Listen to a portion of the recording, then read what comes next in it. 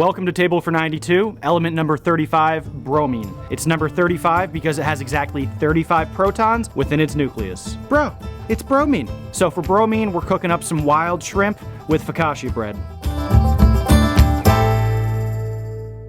Bromine is located in row 17 of the periodic table in between chlorine and iodine, and it would be the discovery of iodine that led directly to the discovery of bromine. I just love the history of the periodic table where one element would be discovered and immediately other scientists would start replicating the experiments that led to said discovery to see what else they could find. Iodine was discovered in burnt ashes of Atlantic seaweed in 1811. 14 years later, a French pharmacist named Antoine Jerome Bellard, who had only recently graduated, wanted to know if seaweed from the Mediterranean would also have iodine within it. So he replicated the experiment that was used to discover iodine, combining seaweed ashes and starch, which would form iodine that revealed itself in a distinctive blue color. But Bellard then noticed an orangish yellowish color underneath the iodine that was joined with, as Bellard wrote, quite a peculiar lively odor. Bellard would eventually name this brome, from Greek meaning stench or bad smell. By the way,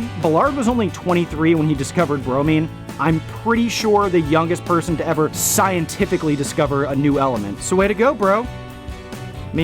Bromine has some strange properties though. It's the only non-metal on the periodic table that is liquid at room temperature, and one of only two elements on the whole table, the other being mercury, to be liquid at room temperature. Bromine is extracted from seawater and was used as a dye in clothing and furniture and in flame retardants, but this has been found to be harmful to human health, disrupting hormones and messing with the nervous system. And actually, before barbiturates were discovered, bromides were used in medicine because of their sedative properties. Small amounts of potassium bromates are added to wheat flour, which improves baking. It makes the dough more elastic and it rises better. And potassium bromates have been added to flour since 1914, but it's in really small amounts. It's 15 to 30 parts per million. That's all that's necessary. In a mixer, add 1 cup of warm water, 1 teaspoon active dry yeast, and 1 teaspoon sugar. The yeast eats the sugar, so let that get nice and frothy.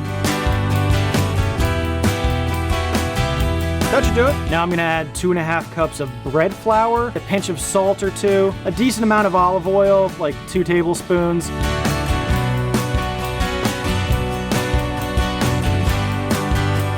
Now you cover this with plastic wrap. I like to use a rubber band and leave it in a warm place for at least 2 hours. I already made one a couple hours ago. I got it right here.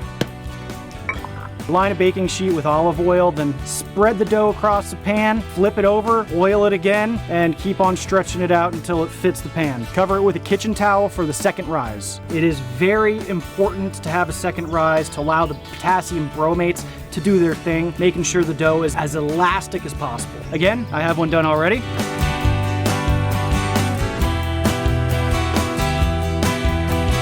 Rub the olive oil all over your hands and spread the dough out into each corner and make dimples all over it. Make equal parts warm water and olive oil to brush over the top of focaccia. Season with coarse sea salt. And of course you want to make your focaccia as pretty as possible, adding rosemary, any other herbs, maybe some zucchini. I like a little red pepper too, but the most important thing, make it pretty. Then put it in the oven at 450 degrees Fahrenheit for about 20 minutes or until golden brown at the top. The potassium bromates are really helpful to make the focaccia. You really want elastic dough. It's not like regular bread dough.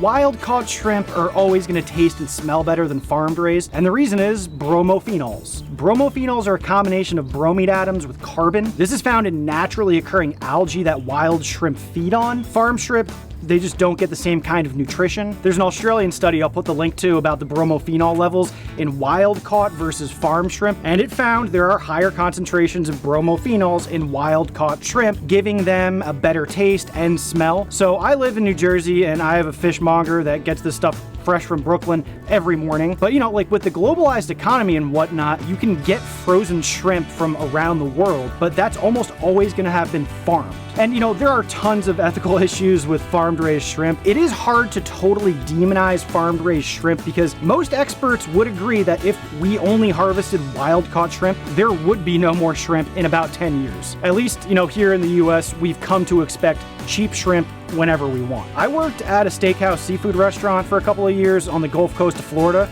Florida, that place that's famously surrounded by oceans, filled with shrimp. Yeah, that restaurant got all of their shrimp frozen from farms in Indonesia. Everything was battered and deep fried there, so I don't think anybody really noticed the lack of concentration of bromophenols.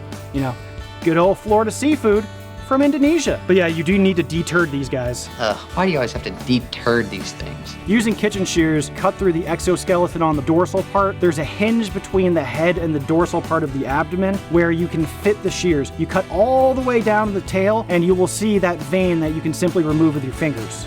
Holy Lord, look at this guy. Caught him right after Thanksgiving feast.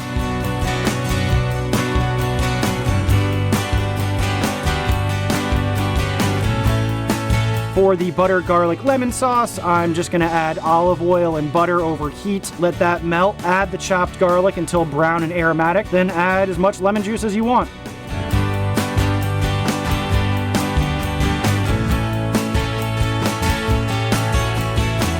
And look at that, the potassium bromates did their thing, making this focaccia rise. Bromine, BR35. It looked better before it went in the oven. And for the shrimp, the bromophenols. Look at that, beautiful.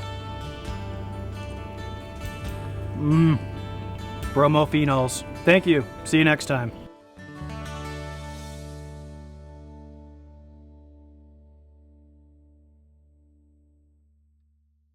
So please like and subscribe. It's how I validate my existence, you know, getting more subscribers.